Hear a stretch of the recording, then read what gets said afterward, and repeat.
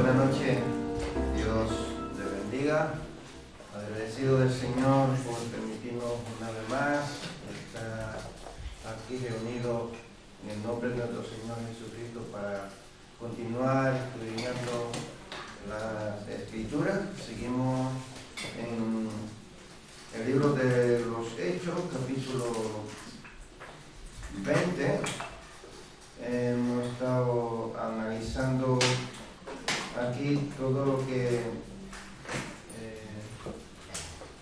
el Espíritu Santo ha ido haciendo a través de los apóstoles, y sabemos que cada día Dios va a ir haciendo grandes obras, ¿verdad?, a través de cada uno de nosotros, así como Él hizo con esos grandes siervos del Señor que se depositaron, ¿verdad?, en la mano de Él para predicar la buena nueva de salvación a todas esas personas, ¿verdad?, de ese tiempo. Y Dios ha preparado nuestros corazones para que nosotros también continuemos con ese ministerio de hablarle a tantas personas necesitadas acerca de nuestro Señor y Salvador Jesucristo. Pues la semana pasada estuvimos viendo cómo Pablo iba predicando el Evangelio, y llegó, ¿verdad?, hasta esa ciudad donde se quedó allí toda una noche dando un sermón. ¿Recuerdan, no? Hubo un milagro. No sé si recuerdan de qué se trató el milagro. El niño de la ventana. Un chico que se cayó por la ventana y él le levantó, ¿cierto? Y después de eso continuó su sermón. En esta noche vamos a adentrarnos a partir del versículo 13 hasta el versículo 17. Vamos a leerlo y vamos a ver lo que el Espíritu Santo tiene para cada uno de nosotros en esta noche. Dice: nosotros, adelantándonos a embarcarnos, navegamos a Asón para recoger allí a Pablo, ya que así lo había determinado, queriendo él ir por tierra. Cuando se reunió con nosotros en Asón, tomándole a bordo, vinimos a Mileto.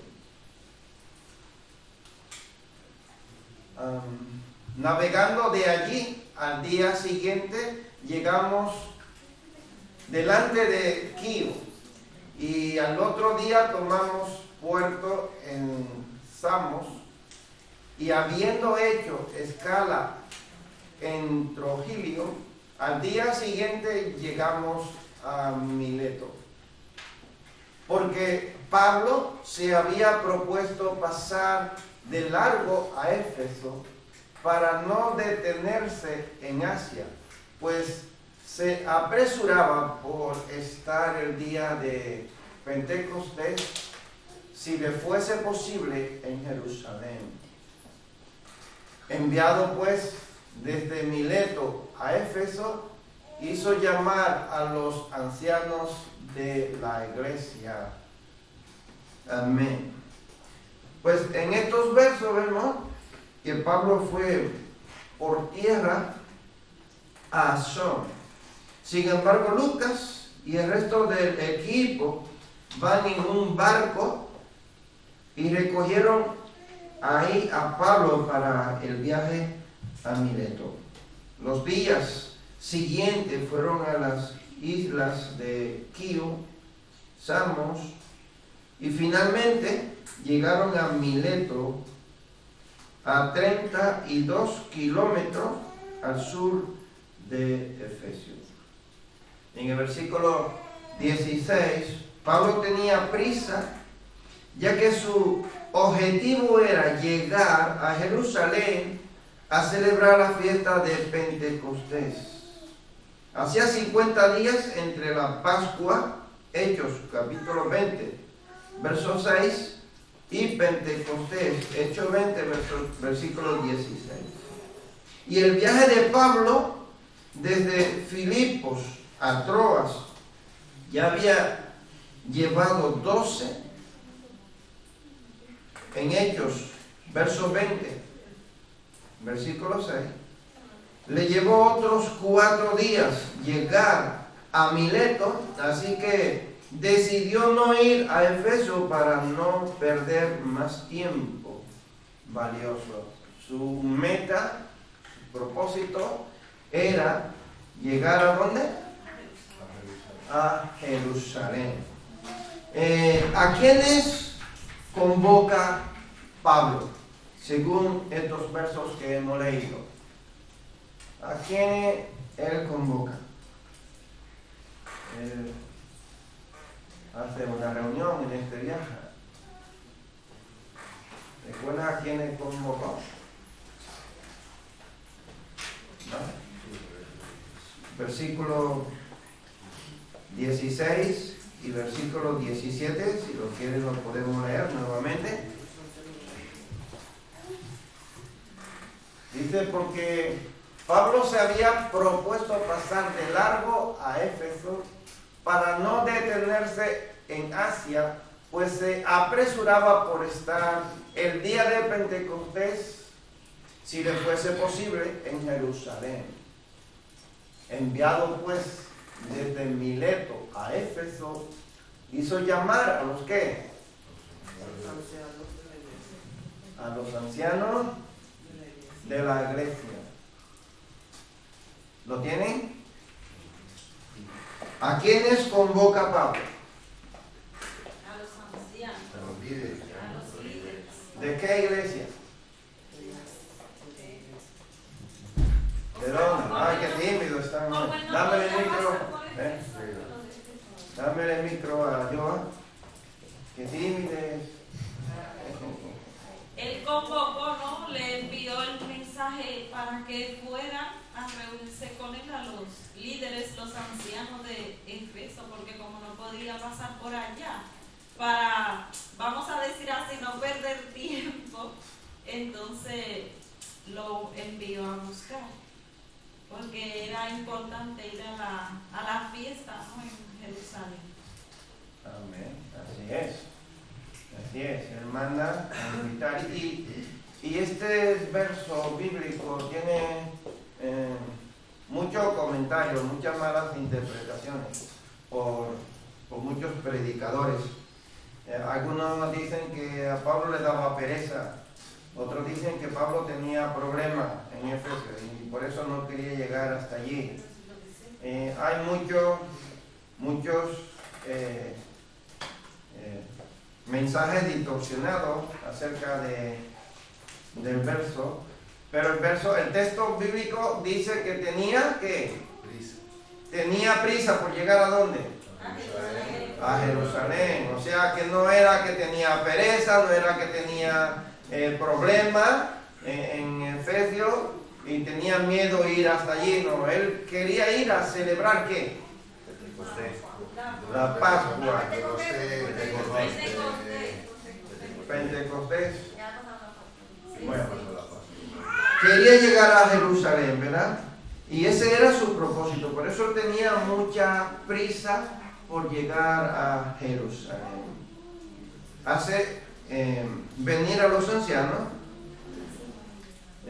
por lo tanto, él, para no perder tiempo, yendo hasta Efesio, le manda a invitar, ¿verdad? Pero hizo llamar a los ancianos de esta iglesia para que se reunieran con él en Mileto, a 55 kilómetros de distancia por tierra, y le da una tremenda enseñanza.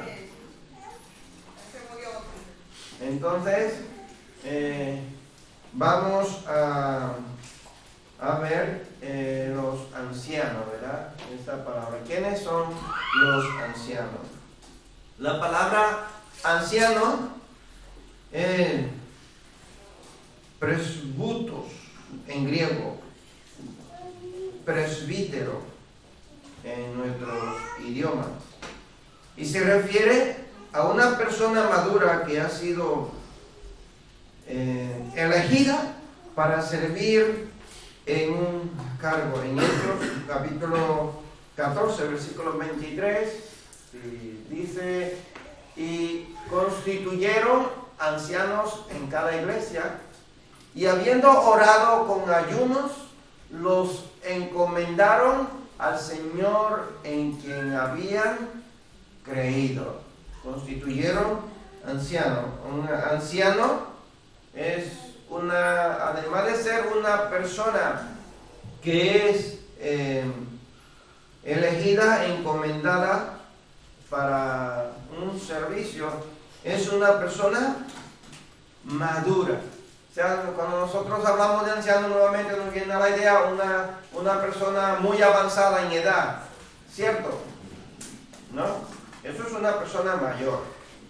Un anciano no tenía por qué ser una persona avanzada en edad, ¿cierto? Vemos a Timoteo, a Tito, y cada uno de esos líderes que estaban pastoreando las iglesias no eran mayores, tan ancianos, eran jóvenes. Encontramos en las cartas a Timoteo que Pablo le dice que nadie tome en poco su juventud, ¿verdad? Su juventud. Un anciano es una persona madura espiritualmente, que tiene experiencia, que puede guiar a la iglesia del Señor. Para aprender en la iglesia del Nuevo Testamento, los 3 títulos: anciano, obispo, pastor, eran sinónimos. Los requisitos para este cargo se dan en 1 de Timoteo 3, versículo 1 a 7, y Tito 1, versos 5 a 9. Esto lo pueden anotar, lo pueden leer en casa para no perder mucho tiempo leyéndolo, pero en estos 2 textos bíblicos nosotros encontramos los requisitos que tiene que tener un anciano, obispo o un pastor. Y también ahí encontramos lo que sirven, los diáconos, ¿verdad? Qué responsabilidad tienen que tener, pero el que tiene más cargo, el que tiene que tener más responsabilidad para poder guiar la iglesia es el anciano o el pastor de la iglesia. Hay muchas iglesias que son obispos, pero bueno, reconocemos, ¿verdad?, que son nombres todos sinónimos, ¿verdad?, uno de otro, sea cual sea, como los nombren en la iglesia. Aquí en España y en nuestros países me imagino que hay iglesias que le llaman ancianos, ¿no?, a los pastores. ¿Qué se puede aprender hasta aquí? ¿Qué aprendemos hasta aquí? Si alguien quiere comentar algo, o sigo. Ayuda.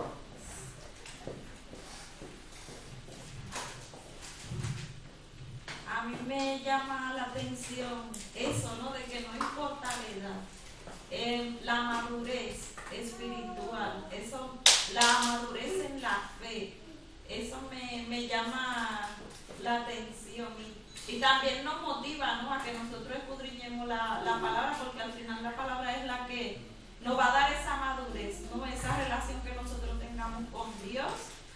Su espíritu nos va a guiar hacia esa madurez. Entonces, creo que eso, ¿no?, que nos debe de motivar a nosotros anhelar, ¿no?, esa madurez en cuanto al Señor. ¿Por qué? Porque esa madurez, ese conocimiento de la palabra es lo que nos va a hacer permanecer firmes cuando vengan las situaciones y las dificultades, y también porque podremos ayudar a otros hermanos, o sea, lo vamos a edificar, porque cuando se acerquen a nosotros, pues vamos a tener esa palabra para poder aconsejar, para poder levantar y ayudar, no por nuestro conocimiento, vamos a decir humano, sino espiritualmente le vamos a hablar a través de la palabra. Vamos a poder decir qué dice la palabra en esta situación. Si se acerca alguien, que tengo problemas en mi matrimonio o en mis hijos, ¿no? Porque podamos poder guiar a esa persona, como decíamos ayer las mujeres y veíamos el tema, darle luz a esa persona y guiarlo a que en la palabra podemos encontrar esa solución y esa ayuda. Y eso solamente lo da la madurez, ¿no? Así es. La mirada, luego Jacob. A mí me llama la atención que están en el año 54, 57, ¿no? Me parece que dijimos. Cómo la iglesia ya está formada. O sea, cuando Jesús muere en el año... ¿Qué año muere Jesús? 33. ¿No? Y como la iglesia es Dios que la edifica, ¿no? En Hechos 2, cuando empezamos el estudio el año pasado, ya la iglesia tiene líderes constituidos que responden al llamado de Pablo. Líderes que no estaban cerca, no sé cuántos kilómetros, y que tampoco eran en coche de gama, o sea, a lo mejor eran andando o en barco, a lo mejor ellos trabajaban como Pablo. Entonces me llama la atención cómo Dios va edificando la iglesia y con personas adecuadas, y Dios es el mismo. Las iglesias cristianas se han mantenido porque Dios es el que levanta a los líderes y el compromiso. Sí, en ese mismo sentido decía la hermana Joa que había madurez y sí, la había. También le puedo añadir que había obediencia y había comprensión, porque aparte de la madurez, en obediencia, Pablo podía ir a Éfeso, pero tenía prisa, porque quería ir a Jerusalén.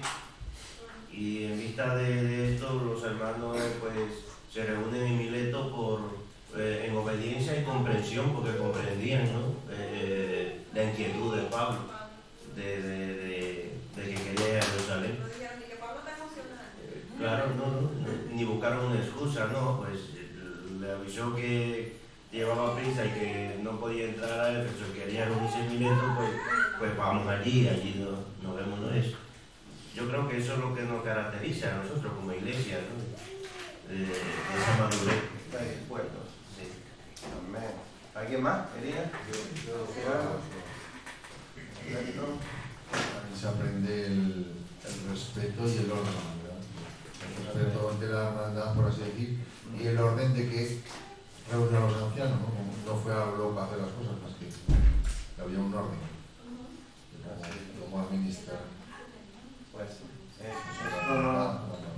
sí, organizar los tiempos, ¿no? Nosotros, los seres humanos, siempre decimos que las mujeres son capaces de hacer 3 cosas a la vez. Bueno, no sé si es verdad, nosotros los hombres vamos más haciendo una, ¿verdad? Las mujeres pues ponen la carne, están fregando el suelo, limpiando los baños y tienen la lavadora puesta, la secadora, la basura y mandando al hombre a hacer cosas, ¿cierto? Pueden hacer más de 3 cosas, creo, ¿no? No sé, pero aprovechan el tiempo, ¿verdad? Al máximo, haciendo varias cosas a la vez. Nosotros nos sentamos a esperar a que se haga una y luego hacer la otra, ¿no? Y Pablo va adelantando, ¿no? Un poco el tiempo para aprovecharlo, ¿cierto? Entonces aprendemos de Pablo eso, que él sabía administrar el tiempo, aprovecharlo, ¿verdad? Como le escribió tiempo después a la iglesia en Éfeso, en la carta a Efesios capítulo 5, versículo 16, él luego le escribe, ¿verdad? A ellos, elogiándole. Y aprendemos de la disposición de los demás líderes de la iglesia del Nuevo Testamento. Estaban dispuestos a obedecer y a ir a encontrarse pues No, me imagino que nos requitaron, que no dijeron es que Pablo es un vago, que venga él aquí. No, ellos decidieron ir a encontrarse, ¿verdad? A un punto de encuentro. Y estaban dispuestos, pues, a colaborar, ¿verdad? A obedecer y a escuchar a su líder. Tenemos un esquema aquí del discurso que Pablo le da a los ancianos, porque él no le mandó a buscar solamente porque quería verlo y despedirse o saludarlo y marcharse, no, él tenía algo que decirles a ellos, él siempre tenía palabra de aliento para darle a la persona. De versículo 18 al versículo 21 encontramos el resumen de casi 3 años de ministerio, ¿sí? De su vida pasada, el ministerio pasado de Pablo. De 22 al 27, ¿no? Pablo habla de la decisión de ir a Jerusalén, dispuesto a morir. De versículos 28 a 31, un mandato y una advertencia. Versículo 32 a 35, dar es mejor que recibir. Y versículo 36 hasta el versículo 38, la oración y lágrimas de Pablo, ¿cierto? Ora y llora con ellos. Empezamos con los primeros versos, versículo 18 hasta el versículo 21. Si alguien lo quiere leer, de los que están por ahí, que tienen Biblia, ¿sí? Dame el micro a Joa para que me lo dé, versículo 18 hasta el 21. Dice así: cuando vinieron a él, les dijo: vosotros sabéis cómo me he comportado entre vosotros todo el tiempo, desde el primer día que entré en Asia, sirviendo al Señor con toda humildad y con muchas lágrimas y pruebas que me han venido por la acechanza de los judíos. Y como nada que fuese útil, he rehuido de anunciaros y enseñaros públicamente y por las casas, testificando a judíos y a gentiles acerca del arrepentimiento para con Dios y de la fe en nuestro Señor Jesucristo. Amén.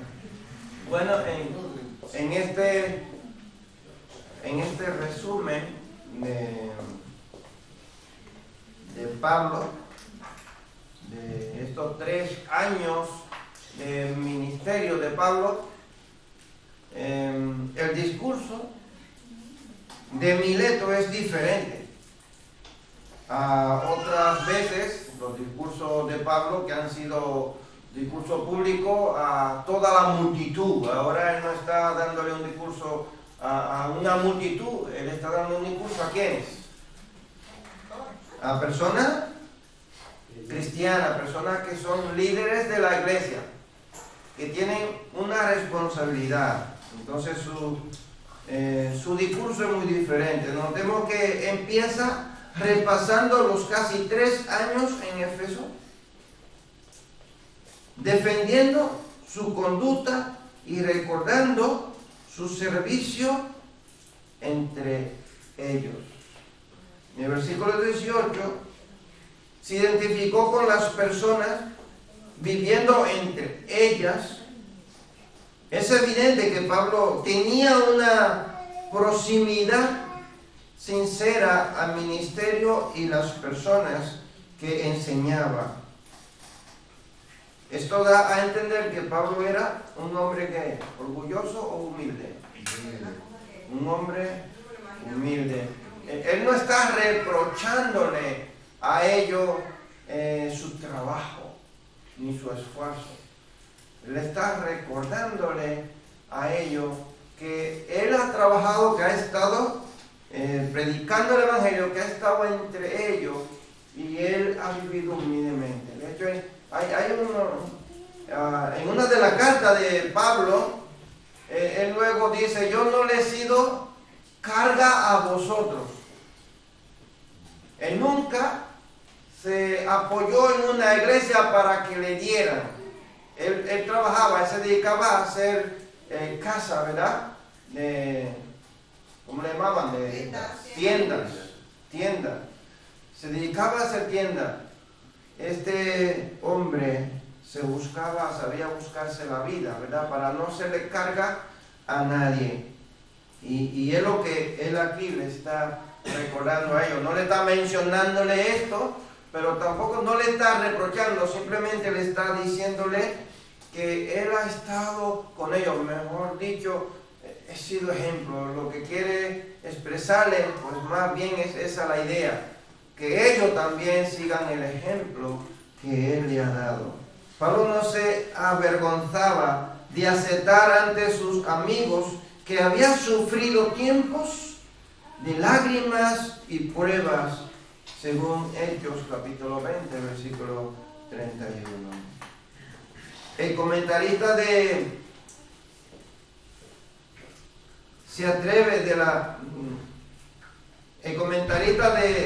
Atreves de la Biblia dice, a través de la Biblia, cada iglesia local se edifica y se sostiene con muchas lágrimas, preocupaciones y desvelos. Que no esté dispuesto a asumir este coste personal, nunca podrá dedicarse al ministerio cristiano. O sea, hay una responsabilidad, hay un compromiso, pero también hay un sufrimiento detrás de cada ministerio. Según el versículo 21,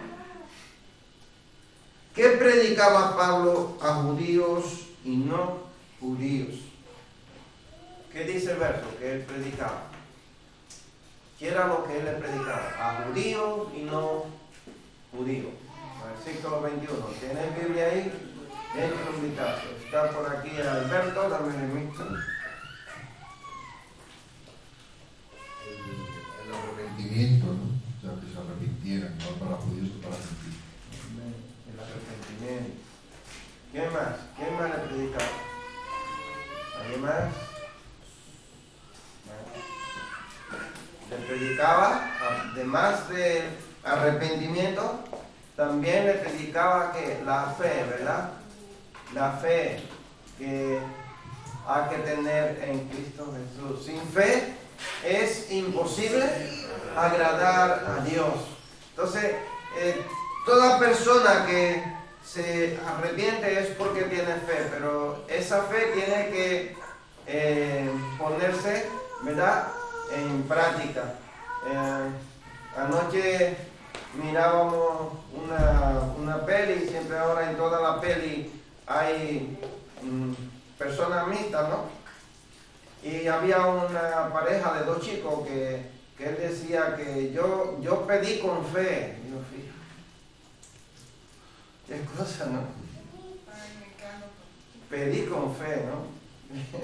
¿Cierto? Pero la fe de pedir cosas materiales no es la fe de salvación en Cristo Jesús, ¿no? ¿Ven la diferencia? La fe de creer en Cristo Jesús. Todo aquel que se acerca a Dios tiene que creer de todo corazón que Él es Dios, ¿verdad? Entonces la fe de salvación son muy diferentes. La fe que tiene el mundo a la fe que tiene un cristiano de salvación en Cristo. Leamos del versículo 22 hasta el versículo 24 y vamos a ver cuál era la intención del Espíritu Santo aquí. ¿Cuál es la intención del Espíritu Santo? Vamos a observar. Dice, ahora he aquí ligado yo en espíritu, voy a Jerusalén, sin saber lo que allá me ha de acontecer, salvo que el Espíritu Santo por todas las ciudades me da testimonio diciendo que me esperan prisiones y tribulaciones. Pero de ninguna cosa hago caso, ni estimo preciosa mi vida para mí mismo, con tal que acabe mi carrera con gozo y el ministerio que recibí del Señor Jesús, para dar testimonio del Evangelio de la gracia de Dios. ¿Cuál era la intención del Espíritu Santo aquí en estos versos?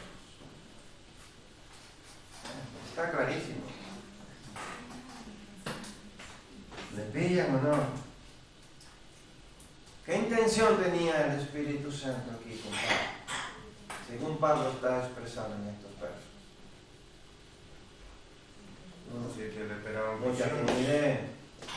A ver. ¿Cuál era la intención? Sí, ahorita ya estaba, Tiene una pila nueva, no puede pegar. sí, que estaba fallando ya. Ya un bloquecito. Bueno, pues búscale uno ahí.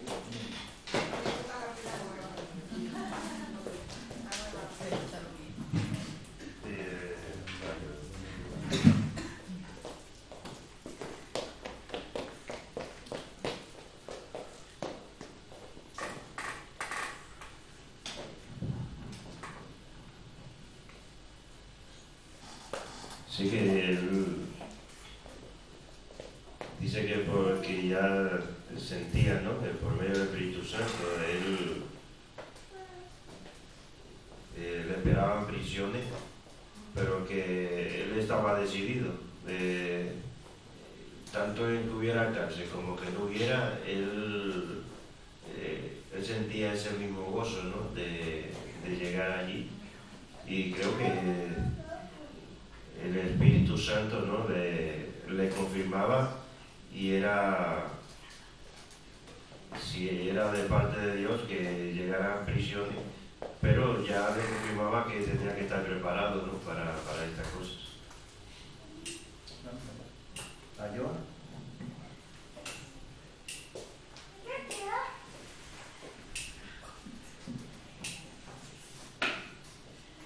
Así es, el Espíritu Santo le revelaba, ¿no?, a él lo que le iba a acontecer en esa trayectoria de los lugares donde iba a ir. Y por eso también se sentían tristes, ¿no?, los que estaban a ir con él, porque era como si fuera una despedida. Por eso él lo mandó a buscar de Efeso, como si fuera una despedida de que le podía morir, ¿no?, y ellos no lo podían volver a ver. Yo creo que con esa fue la urgencia y la intención que él lo envió a buscar.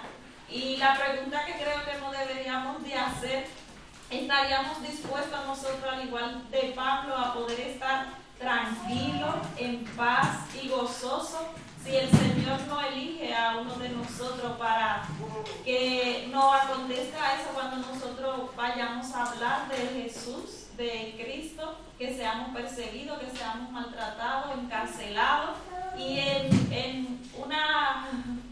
algo más trágico, la muerte? ¿Cómo estaríamos nosotros si el Espíritu de Dios nos revela eso, que podemos morir? ¿Alguien más quería comentar algo? ¿No? Bueno, entonces vemos que Pablo en este verso 23 está expresando que por toda parte donde él iba, el Espíritu Santo le estaba diciendo que le esperaba ¿qué? Prisiones. Que le esperaba prisiones. Pero ¿qué ustedes creen? ¿El Espíritu Santo le estaba avisando para que él no fuera? ¿O el Espíritu Santo lo estaba preparando para que él fuera? ¿Ustedes qué piensan? Lo estaba preparando para llevarlo hasta allí. Bueno, si a mí me avisan que me espera algo malo allí, yo igual digo, pues yo por allí no voy. No, porque ya me lo están diciendo, pues yo no me voy a acercarme a seguir, ¿cierto? ¿No? Ada quería decir algo. ¿Eh?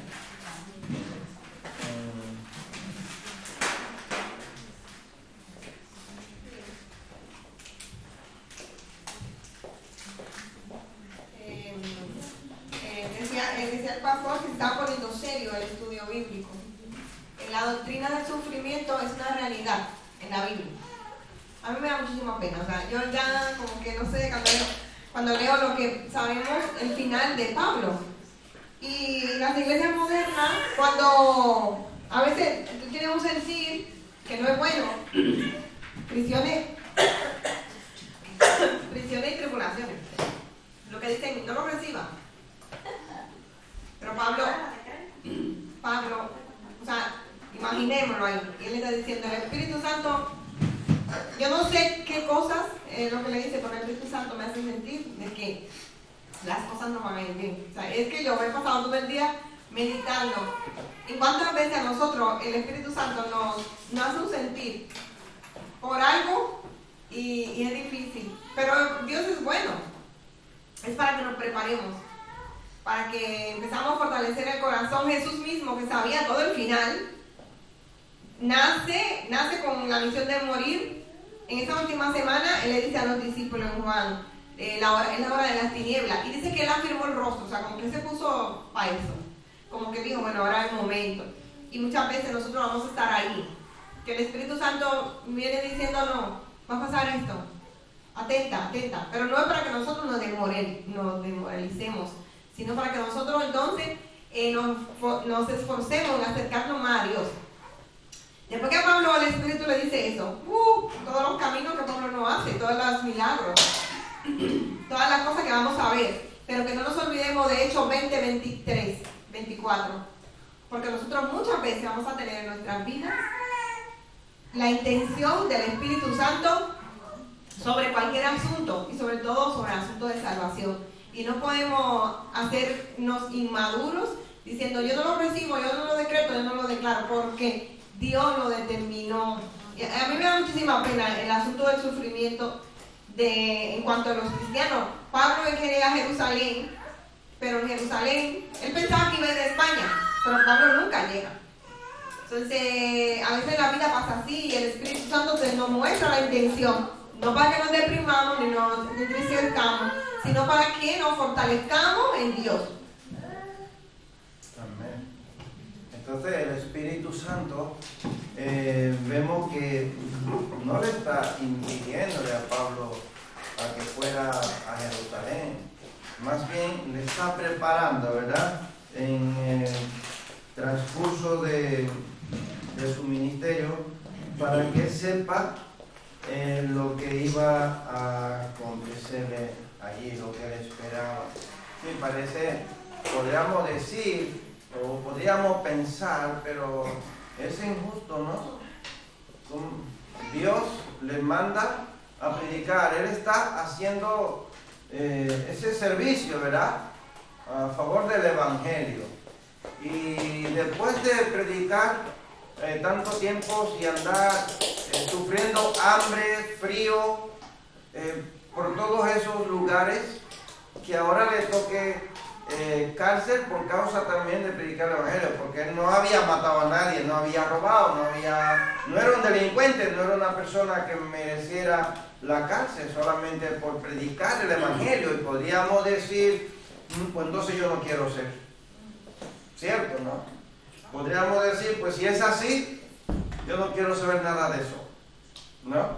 Pero Pablo, vemos que él no teme a nada de esas cosas. Pablo está haciendo la labor que a él se le ha mandado. En el capítulo 16 de Juan, a partir de versículo 5 en adelante, nosotros encontramos aquí la labor del Espíritu Santo. Y Jesús dice que era necesario que Él se fuera para que viniera ese otro consolador, ¿verdad? ¿Y cuál era la función del Espíritu Santo? La función del Espíritu Santo aquí es convencer a la persona, ¿verdad?, de pecado. El Espíritu Santo iba a ser un consolador para cada persona. Nos iba a alertar, ¿verdad?, de lo que nos iba a acontecer. Nos prepara, nos capacita, ¿cierto? Está siempre con nosotros. Y el Espíritu Santo siempre va un paso adelante de nosotros. Nosotros no sabemos qué nos va a suceder dentro de 30 minutos. El Espíritu Santo lo sabe. Y el Espíritu Santo nos avisa que hay un peligro. Nosotros a veces no le hacemos caso. No somos sensibles al Espíritu Santo. No obedecemos. Y nosotros vamos por la ligera. No nos dejamos guiar. Si nosotros nos dejáramos guiar por el Espíritu Santo de Dios, nosotros fuéramos personas diferentes, personas más obedientes, hiciéramos más caso a la palabra de Dios.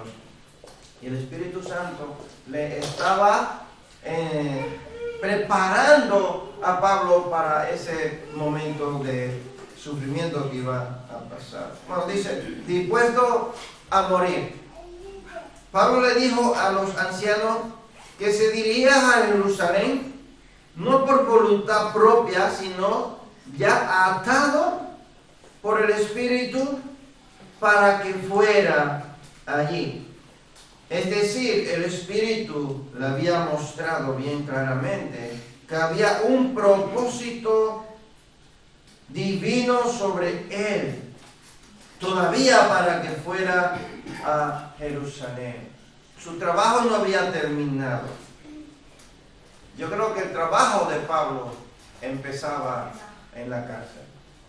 O sea, si Pablo tenía pensado que ya su trabajo de evangelismo, de predicar, de preparar a ancianos y pastores para que guiaran la iglesia, yo creo que estaba equivocado.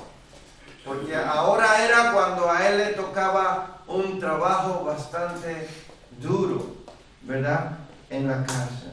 No sabía con qué se hallaría allí, solo sabía que el Espíritu por todas las ciudades le daba a entender de que lo esperaban prisiones, cadenas, tribulaciones, persecución, sufrimiento. El Espíritu Santo le estaba avisando, pero él no le tenía temor. Él continuaba adelante, seguía avanzando, confiando en que Dios iba a estar con él. ¿Qué se puede aprender hasta aquí de estos versos que hemos leído? ¿Qué podemos aprender? Joel, vamos a ver.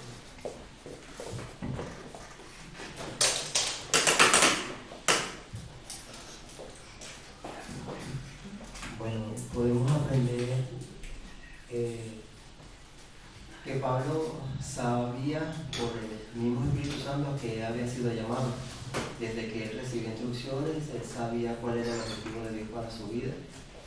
Y aún sabiendo la advertencia que le da el Espíritu Santo, para que se prepare, para que no vaya como lo agarre de sorpresa, como ser humano, no lo dice la Biblia, obviamente tuvo que en su cuerpo sentir que, nosotros desde que nacemos, nuestra naturaleza a cualquier cosa que nos pueda dañar, ya siente como una represalia hacia eso. Pero Pablo, como hombre de Dios, dio testimonio de que por encima de su vida estaba el Señor, que para él estaba bien claro y determinado que su meta, y lo dijo en un momento, era Cristo Jesús.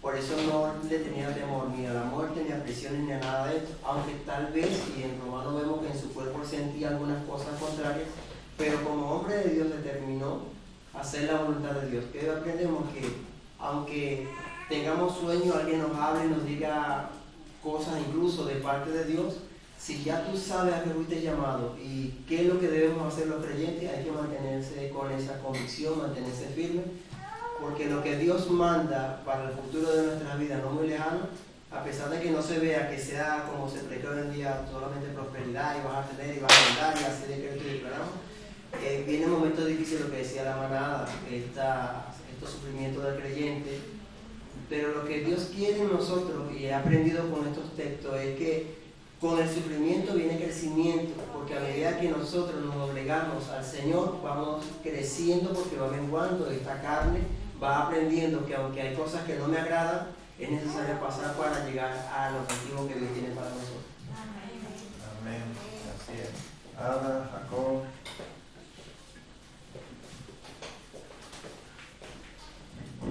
Y óyeme, hay que aprender a confiar en Dios cuando la vida duele. Porque yo creo que si soy yo, me digo, mira, me jubilo. O sea, que él dice en el verso que él no sabe, no sabe. Prisiones y tribulaciones, pero prisiones ¿cómo? Con pie, con mano, con ojos, sin ojos. ¿Cómo? ¿Qué es esto? ¿Y por qué? ¿Y por qué? Ajá.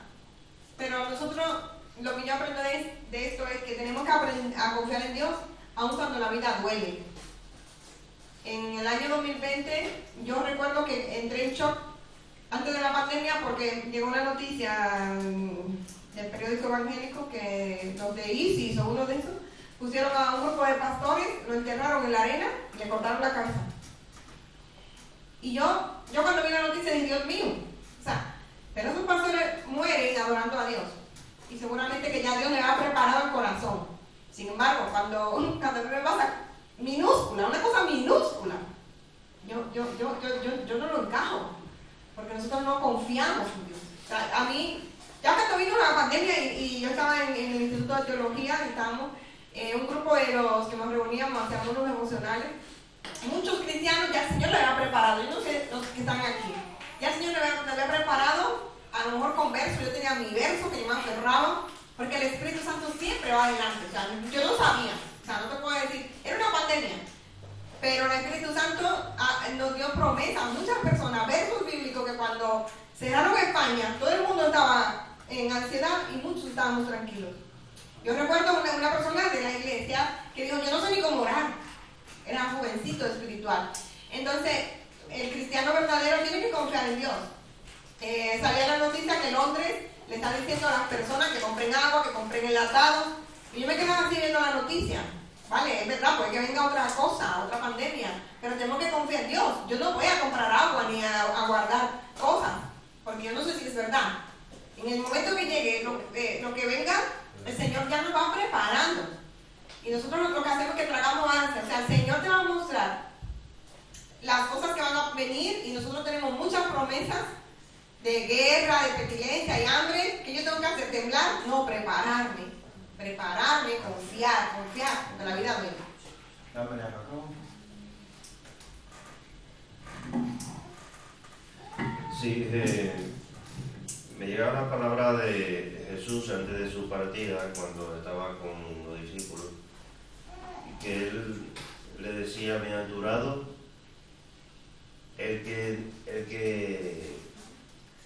bienaventurado el que no encuentra tropiezo por mi causa.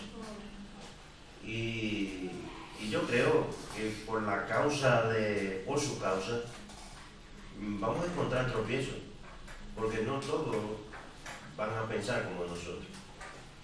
Pablo le dice, cuando reúne allí en Mileto, ¿no? Y le dice, ustedes saben que yo he predicado el Evangelio a gentiles y a judíos, y he predicado el Evangelio de arrepentimiento, pero en otras palabras, le he predicado a los judíos, pero que yo voy para donde está la mata de los judíos, porque voy a Jerusalén y allí yo no voy a callar mi boca, yo voy a seguir predicando la palabra.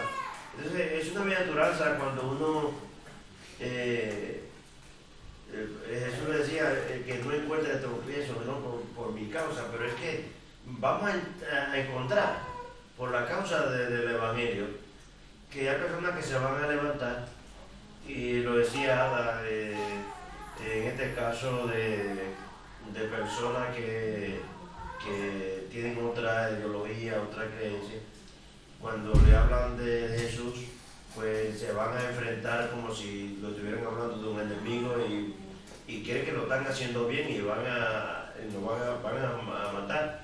Todavía hay parte que no se puede ir personalmente, parte del mundo, ¿no? Donde no se puede ir a predicar la palabra porque hay un peligro que te puedan matar.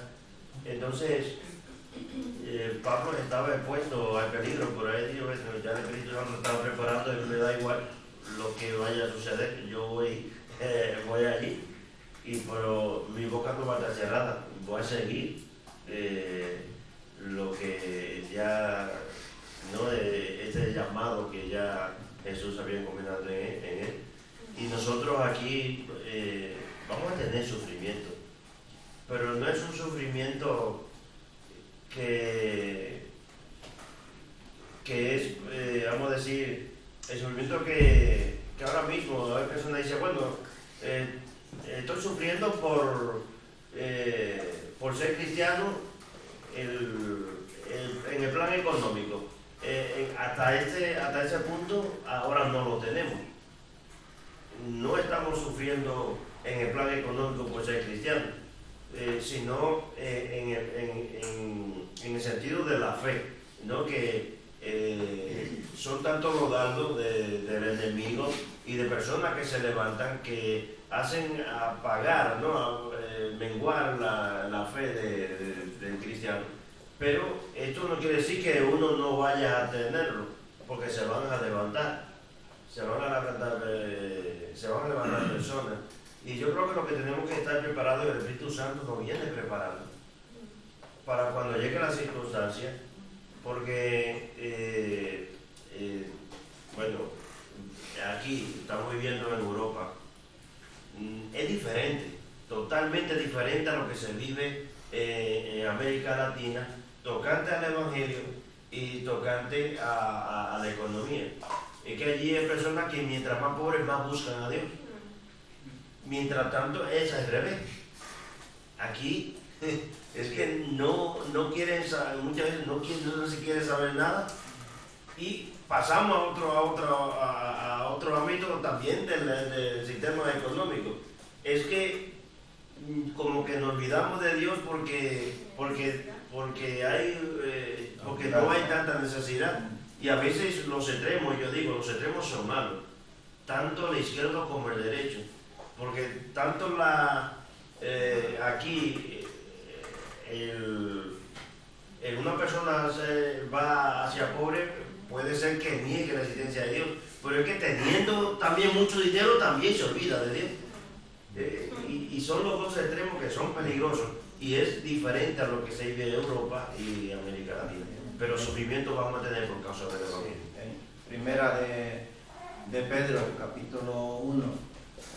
Y el capítulo 1 de Santiago, yo le invito a que lo lean. En esos dos capítulos, Santiago, el capítulo entero, y primera y segunda de Pedro, es todo, enfocan al sufrimiento del creyente. Y el sufrimiento ahí, cada uno de ellos le da un punto de vista muy diferente, pero a la vez van unidos en la fe y en el crecimiento espiritual, todo por causa de Jesús. O sea, el sufrimiento del creyente no es para que mengue, no es para que te niegue de la fe, no es para que desmaye, que se debilite. El sufrimiento de creyente es para conocer a Dios, y el sufrimiento viene de parte de Dios. Es algo que tú me podrías decir, pero que no puede ser, que Dios, ¿cómo puede mandar el sufrimiento a una persona para que esa persona pueda conocerle? Sí, Dios es así, en su soberanía. El cristiano que no sufre no es cristiano. Escúchame, no es cristiano. El sufrimiento en el creyente es para hacerlo conocer más a Dios, para que tenga más conocimiento, para que se acerque más a Dios. El sufrimiento en el cristiano lo atrae y se fortalece y crece y tiene un premio. Cuando venga, Cristo será hallado en alabanza. Cristo mismo le va a alabar por haber sufrido. Lo que ellos enfocan en esos dos libros de Santiago y Pedro es algo tremendo, porque en aquel tiempo los cristianos eran sometidos a la idolatría. Los templos que habían eran templos paganos y todo el imperio que había romanos en ese tiempo, ¿a quienes adoraban? A muchos dioses. Y el que no adoraba, que no se sometía a lo que era el imperio, era muerto, ¿verdad? Lo mataban, estaban persiguiendo a todos los cristianos para quitarle la vida, porque solamente tenían que adorar a esa religión, a la religión que ellos tenían. Y era un sufrimiento, eso sí era sufrir. No es sufrimiento como ahora. Nosotros no estamos sufriendo, no tenemos ningún sufrimiento, nosotros tenemos libertad.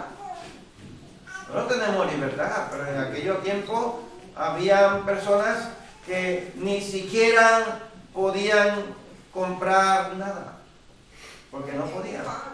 Era tremendo la vida que los cristianos estaban viviendo y el que soportaba, ¿verdad?, ese sufrimiento. Dios le iba a afinar en la venida de Cristo, va a ser alabado. Y en Juan capítulo 16, versículo 13, aquí Jesús está hablando y él está diciendo, dice, cuando venga el Espíritu de verdad, Él os guiará a toda la verdad. Él no hablará por su propia cuenta, sino que les dirá lo que ha oído y les contará lo que sucederá en el futuro. Me glorificará porque les contará todo lo que reciba de mí. Todo lo que pertenece al Padre es mío. Por eso dije, el Espíritu les dará todo lo que reciba de mí. Era lo que él estaba haciendo con Pablo. Era lo que el Espíritu Santo estaba haciendo con Pablo, guiándole, capacitándole, enseñándole. Entonces Dios se anticipa. Dios siempre va adelante. En la Biblia hay muchas profecías que nos dicen que le ocurrirá a la humanidad y podemos conocerlas. A través de leer las Escrituras conocemos el pasado y conocemos el futuro, lo que va a acontecer. Dios mismo dice que Él es quien declara desde el principio el final, desde el principio el final. Dios dice, mi propio consejo subsistirá y todo lo que es mi deleite haré. En Isaías capítulo 46 versículo 10. Todos podemos disfrutar de un maravilloso futuro. ¿Tienes tu futuro en Él? En Cristo Jesús. ¿Tu futuro está en Él? ¿O dónde tú tienes tu futuro? ¿En el trabajo? En Dios. ¿En tu ahorro? Con Dios. ¿En las cosas materiales? Con Dios. Nuestro futuro Con Dios. tiene que estar en Dios, ¿verdad? Nuestra fe, nuestra certeza de que vamos a estar con Él, pero para tener nuestro futuro asegurado en Dios, nosotros tenemos que creer plenamente en Cristo Jesús, en que Él murió por nosotros y tenemos que vivir una vida para agradarles a Él. Él tiene preparado y trazado para toda vida un propósito eterno, desde antes que tú nacieras. Podemos pensar un poco, ¿qué haces cuando Dios se anticipa en tu vida? ¿Qué tú haces cuando Dios va delante? Dios anticipa. ¿Sabes lo que es anticipar? Avisarte antes, ¿verdad? O cuando va a suceder algo, ya Dios lo ha hecho, ya Dios lo ha hecho, ¿verdad? Va adelante haciendo las cosas. Nosotros nos asustamos y nos seguimos asustando, ¿verdad? Siempre nos asustamos, ¿no? Tenemos miedo, nos atemorizamos. Pero Dios tiene control de todas las cosas. No tenemos por qué temer, no tenemos por qué desconfiar de Dios. Solo tenemos que seguir adelante, ¿verdad? Lo que aprendemos de Pablo aquí es que Pablo nos enseña que la causa del Evangelio es tan importante que merece la pena pagar cualquier precio para su avance, para llevarle la salvación a otras personas. Nos enseña que cuando nos dedicamos a Dios, le prometemos que lo más importante para nosotros será hacer lo que Él nos pide. Nosotros no somos los importantes. Lo que es importante es ese mensaje que nosotros tenemos que dar de parte de Dios a otra persona que está necesitada, ¿verdad? Para que conozcan a Dios. La próxima semana seguimos estudiando el ejemplo de Pablo para aprender cómo podemos imitarlo y conociendo a nuestro Dios. Hasta aquí lo dejamos porque el tema sigue bastante amplio y el tiempo no nos daría para concluirlo, pero la próxima semana vamos a seguir viendo la vida de Pablo, todo lo que el Espíritu Santo iba haciendo en él, su sufrimiento, ¿verdad? Y lo que nosotros podemos aprender, ¿verdad?, acerca de esa enseñanza. Dios es un Dios maravilloso, ¿verdad?, que a través de la vida de una persona nosotros podemos aprender muchas cosas para nosotros imitarlo, para nosotros seguir siendo de ejemplo a muchas personas, pero no sería imitarlo por como cantar una canción de alguien que ya la ha escrito, sino predicar, hacer lo que él estaba haciendo. Es muy diferente yo cantar una canción que ya de un artista a que yo haga lo que esa persona hizo, escribirla. ¿Entienden, no, la diferencia? Esa persona antes de cantar esa canción él la escribió, ¿cierto? Entonces yo lo imito a él no cantándola, sino escribiéndola. Yo imito a Pablo no hablando lo que él hizo, sino yo haciendo lo que él también hizo. Yo a Jesús no lo puedo imitar porque Jesús murió en la cruz, yo no puedo morir en la cruz. Pero sí yo puedo santificar mi vida en Cristo Jesús, porque a través de él Dios nos ve santo, justificado, nos ve puro, ¿verdad? Nos ve redimido, apartado, ¿no?, de las cosas de este mundo. Pero a Pablo sí podemos imitarlo. ¿Cómo lo imitamos? Obedeciendo a Dios y predicando el Evangelio a otras personas necesitadas. Que Dios te bendiga, que Dios te bendiga.